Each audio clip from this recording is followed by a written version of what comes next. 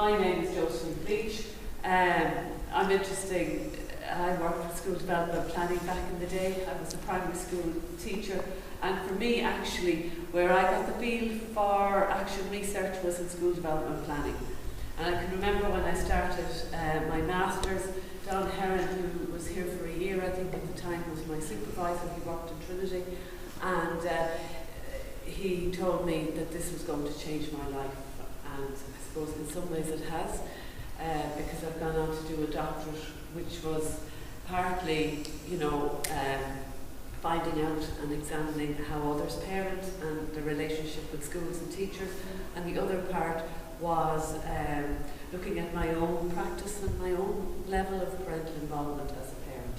And for the last 11 years I've been director of the Early Learning Initiative, which is a project in the National College of Ireland to ensure that the children and young people in the area grow up to achieve their dreams, whatever they may be. That they have the skills, they have the qualifications, and they have the talent to work anywhere in the world, live anywhere in the world, and do anything in the world. And to do that, we use community action research. And we call it community because I'm only one person. I need a whole community. And last year, there were 10,500 people involved. We would have started in 2008 with about 400, but it's like a rolling stone. People keep joining, keep taking part. And without all our partners, we couldn't do it. So this quote by Xenia Chandler from the Sage Action Research Handbook is the one that we use as our guiding principle. It's both theory and it's both practice. So when we want to evaluate, and we do at the end of every year, produce an end-of-year report, how we're doing, we ask ourselves questions about this, and we look at this.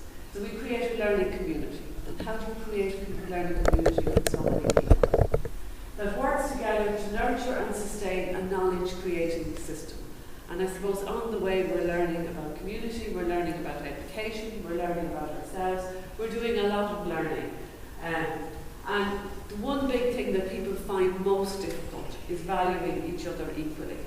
Because we have public health nurses, we have teachers, we have social workers, we have parents, we have everybody and anybody in our learning community, and we have children who are pre-birth. So how do you value everybody equally and give them a voice? For us there's three elements. One is the research, that everything is evaluated. We ask questions, give out questionnaires, do observations to find out what's really happening, what do people think, and then share it with each other. Capacity building is massive. So we have at the moment, we've got 35 home visitors employed who are all from the local community. The majority are early school leavers. We're the first 3 at this stage have got a degree this year. So it's a massive, and most of them are encouraged to go back to education as part of the job. But it's not even about the parents who take our programme are always invited to actually become a home visitor. So it's about giving people options in areas to produce results that they truly care about, which is working for the children. And then practice, people working together to achieve practical outcomes. And I think that to me is the most important thing, that you have to balance all three. So if you look at action research, there's challenges, and I have mentioned there. So it entails the integration of theory in and for action. So when I started 2008, the big emphasis was on randomised controlled trials, on producing evidence-based programs, and we were saying, excuse me, we're not evidence-based. We are evidence-based in that but we're not evidence-based in the sense that they were talking about. We got funding from the National Early Years Access Initiative to run a numeracy programme, and we would have put in our own evaluation. We put in as part of the proposal, we were using community action research, and then when we got the funding and they were trying to evaluate us, they were saying, why don't you just use an evidence-based programme? So we would have gone to the NCCA and Arlene Foster at the time and said, we're using Ashter. We have teachers and early years practitioners working together in a room to devise this programme that we want to implement. Is Ashter evidence-based? And she says, yes, Ashter is evidence-based. So we come back and say, Ashter is evidence-based, we're using action research. But again, it's about voice, and it's about the courage to voice and to stand on your principles. And for me, one of the key learnings for that was there was 11 demonstration projects. And we were in the Mansion House at the end of it, 3 years later. And each area had their own stall. And afterwards, it was actually one of the early years practitioners who said, at the working group, she said, everybody else had something done to them. We were the only ones that owned our own project. We were the only ones that did it ourselves. And I think that for us is something we're proud of, and we think it makes a difference and it makes an impact because people have ownership of it and they believe in it and they work on it because it's theirs, not because it's something you've given, somebody else has imposed on them, no matter how good it is. So the other challenge is reflexivity, and as you can see when I'm talking, there's always dilemmas. Somebody is always challenging you for good or for bad. And again, it's a good thing. And so people will say to me, you know, what do I do? You know, I'm always asking you questions, or I'm always fighting with you or arguing with you. I say you keep us honest. You keep us focused on the children. You keep us thinking about what we need to do.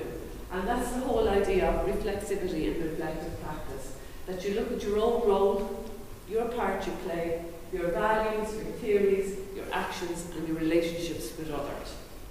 What are you bringing to the table? What are others bringing to the table? And how, when you mix it all up, does it work for children and families in the area? And again, you have to remember that while you're busy shaping it, and you're plotting and planning, and you have wonderful action plans made, that actually a lot of the time they're shaping you, particularly when you're trying to do them with others. And how do you value others equally? How do you give them an equal voice, particularly when you don't like what they're saying? And that is always a challenge. And from the last Neri, and I'm quoting Neri because I can't remember, I think, was it one of your students that said you're a variable in your own research? And you are. And a lot of the time, and I have this argument all the time, we've just had a massive, anyway, around whether action research is real scientific research, and they finally admitted, yeah, it is, that we're collecting data, so it must be research. The psychology rode in with us and said, well, actually, if you couldn't use qualitative data, you couldn't do any research in psychology, so that helped. But these are the kind of good arguments you have. So you have to look at what influenced you. And I remember when I was doing my doctorate, I was looking at parenting, and I was using the schools I was working with at the time, school development and planning. And I had to look carefully at the impact of me on the results. Were they objective? You know, would it happen if somebody else? Well, how did I influence them? And I see it all the time when we get external researchers in, and they kind of pretend they're not, you know, they're independent, they're objective, they're whatever. And you can see the biases and prejudices that they have as much as we have. And we have to learn to work together such that the knowledge is actually valuable to us, and that we can use it to improve outcomes for children and families. And I suppose the last thing for me is a particular important one. If I'm not learning, nobody else will learn. So how the home visitors who fought with me and told me they wouldn't have taken this job if they knew they had to do a level 5 VTAC module, how do I tell them, look, do you know what I mean? You have to do this, it's important you do it, just for yourselves and for your children, if I'm not prepared to step out of my box and I'm not prepared to do the same. How do I ask somebody to change their culture, to change their way of being, to reflect on themselves, if I'm not willing to do the same? So that's, I suppose, just a view of what we do, our goals. The three triangles are the kind of things we work on: parent support, quality support and CPD for professionals, children's language literacy and numeracy skills, educational and career guidance. And then you look at the circle around you, the early years, schools, corporates, statutory. And the corporates are interesting because we live in a disadvantaged area, we work in a disadvantaged area, and you've all these massive companies up along the quays, and the local population like to, I suppose, have a swing at them. And you're kind of going, the kids don't. The kids see them as the real people. They see it as the real world. So what do they live in? And what are the rest of us? Are we unreal? Is the world of welfare dependency, is that, have the kids sense that actually that's not mainstream, that the corporates are mainstream? And part of it is integrating the community, bringing the corporates into the schools, the services, meeting the young people, meeting the parents, and helping people see that there's space for everybody and that it's one world, not two separate worlds. So that's our long-term evidence which we collect, and we have seen children are performing at levels expected of their norms. There is an impact on the home learning environment. And then you can see in terms of the practitioners, the development of their skills, their understanding of what needs to be done to support children and families. And I suppose that whole ripple effect throughout the community. So here's the positive thought. Then you get your questions. The greatest power you have in the world is the power of your own self-transformation. All positive change you seek in any relationship starts with the one in the mirror.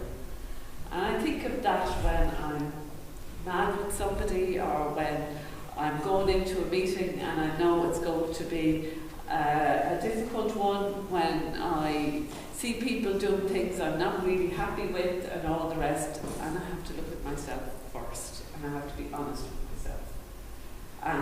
And it's very easy to blame everybody, it's very easy to be judgmental, and I can be, but I think if you want transformation, you have to look at what your contribution is, and what do you need to do to ensure that everybody feels supported to transform together.